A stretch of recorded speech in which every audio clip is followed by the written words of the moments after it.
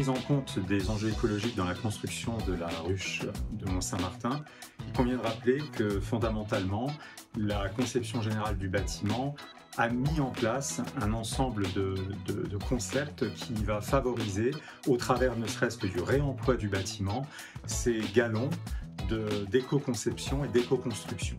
Réemployer une ancienne friche industrielle, c'est un acte fort, c'est réparer un morceau de la ville et qu'à ce titre, on peut déjà considérer que nous avons rempli une part du travail en lien avec la question de l'éco-construction et des enjeux écologiques.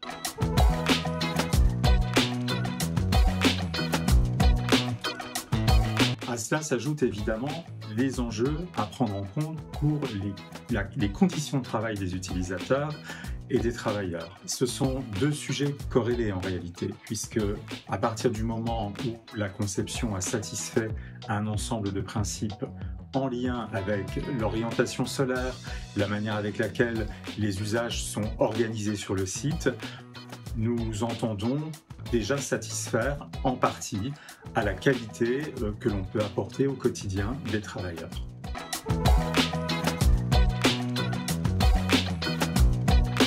L'intérêt d'avoir travaillé avec l'ARACT vient dans le prolongement de l'organisation d'un ensemble de groupes de travail qui ont été mis en place avec la maîtrise d'ouvrage. Initialement, ces groupes de travail avaient vocation d'affiner un ensemble d'usages qui étaient liés au quotidien, aux pratiques, au regard des différents axes programmatiques. Je rappelle que la ruche de Mont-Saint-Martin, c'est aussi un programme inédit qui rassemble restauration scolaire, dojo sportif, accueil de la petite enfance. Donc cette cohabitation, évidemment, nécessitait d'interroger, en tout cas de réinterroger un ensemble d'usages. L'intégration des échanges avec l'ARACT est venue dans le prolongement du processus de groupe de travail. Ça a permis un ensemble de sécurisation, en quelque sorte, des différents usages que nous avions déjà eu l'occasion d'explorer, mais qui ont été consolidés au travers d'échanges qui ont peut-être, d'un certain point de vue, regardé finalement tous ces usages de manière bien plus millimétrée, notamment au regard des temporalités de travail, au regard du temps long de la journée, et toutes ces considérations ont vraiment alimenté de manière très constructive et très nécessaire à la fin le travail de conception générale.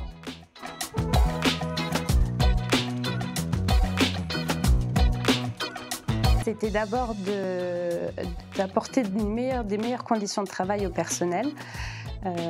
Actuellement, ils travaillent dans un environnement qui est chaud, par exemple, et l'intérêt, en fait, c'était de leur proposer des conditions de travail meilleures que celles qu'ils ont actuellement.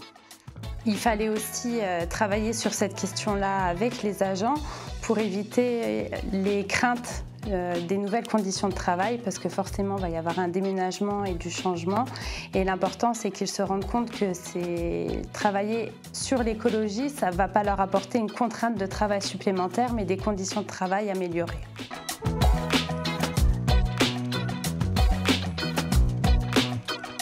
Actuellement, ils travaillent dans une petite structure depuis des années. Ils ont pris des habitudes de travail qui vont être différentes dans ce nouveau bâtiment. Donc il va falloir intégrer ces nouvelles pratiques rapidement pour qu'elles puissent travailler dans de meilleures conditions. Le bâtiment étant un nouveau bâtiment, il y a beaucoup de choses qui sont nouvelles.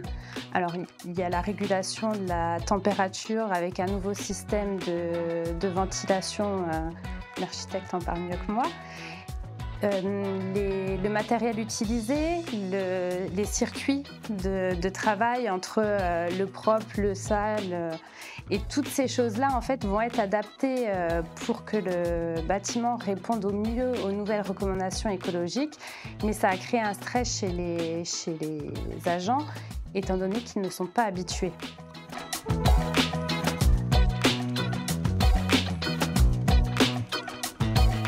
Il y a beaucoup de gaspillage alimentaire sur nos sites de restauration scolaire. La configuration de l'espace va permettre de réduire le gaspillage alimentaire.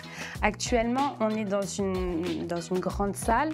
Les repas arrivent en vrac, entre guillemets, avec des plats des gastronomes très imposants. Tous les repas dans les mêmes gastronomes. Les agents doivent répartir un peu aléatoirement en fonction des enfants. Et comme on a plusieurs services et qu'on ne sait jamais le nombre d'enfants et que les services sont échelonnés pendant plus d'1 heure et demie, il faut s'assurer d'avoir assez de repas à la fin pour les enfants qui restent. Là, la différence avec la conception du nouveau bâtiment, c'est que dans le même espace, tout le monde pourra manger en même temps.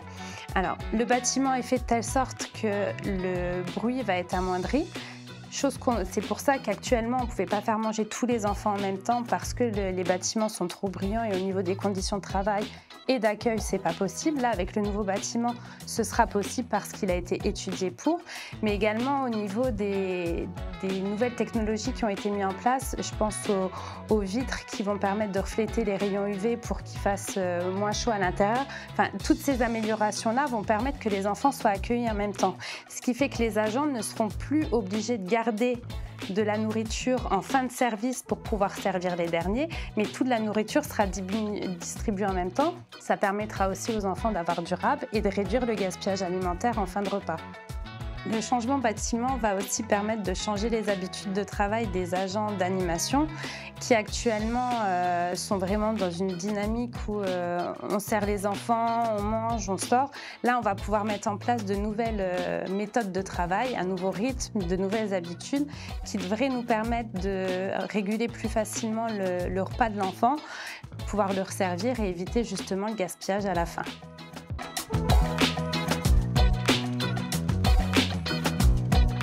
Avec l'intervention de l'ARACT, on a pu communiquer avec les agents entre agents et représentants du personnel sur les inquiétudes justement liées aux nouvelles conditions de travail. Ça a été plusieurs temps d'échange où les agents de terrain ont pu nous faire remonter leurs différentes craintes qui ont pu être analysées, discutées au niveau des instances et ensuite on a pu faire un retour à ces agents en leur expliquant justement par rapport à leurs inquiétudes ce qui allait être amélioré. Et en tant que représentant du personnel, c'est important pour nous de pouvoir les conforter dans le fait que les conditions de travail ne peuvent être qu'améliorées avec ces changements plutôt qu'augmenter leur charge de travail, ce qui était une de leurs plus grosses inquiétudes au départ.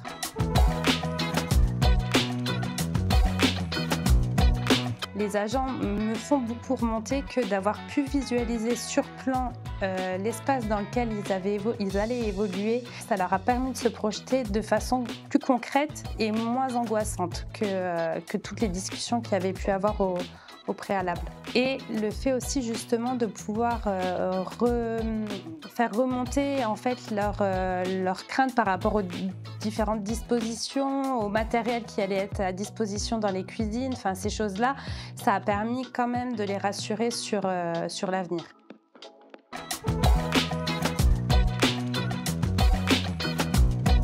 En plein cœur du quartier prioritaire, Val-Saint-Martin, se trouve une ancienne friche commerciale.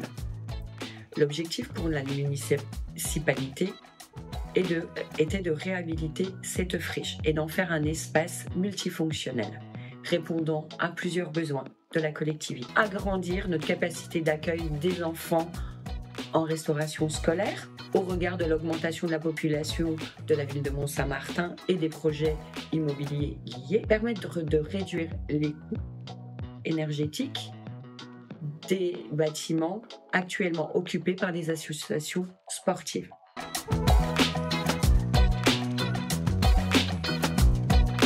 La création de cet espace multifonctionnel répond à un des objectifs du contrat de ville. Le contrat de ville est un dispositif État à destination des quartiers prioritaires de la ville. Un des enjeux est la transition écologique. La création de ce nouveau bâtiment permettra de répondre à un de ces enjeux-là. Afin de mieux y parvenir, il est nécessaire de renforcer la coopération entre les équipes. Plus aucun déplacement en bus ne sera nécessaire pour transporter les enfants à leur point de restauration. L'idée étant de centraliser en un point unique de restauration afin de s'engager pleinement dans cette démarche écologique.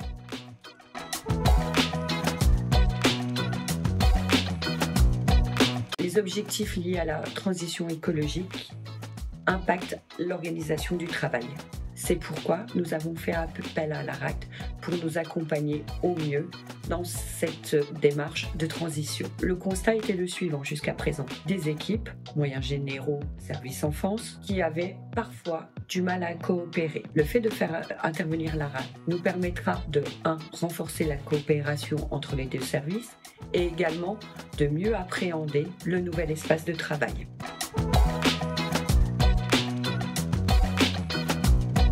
Cette démarche aujourd'hui se caractérise par le travail de réalisation de scénarios organisationnels. Penser le travail de demain, penser la coopération de demain afin de permettre aux équipes de mieux occuper l'espace.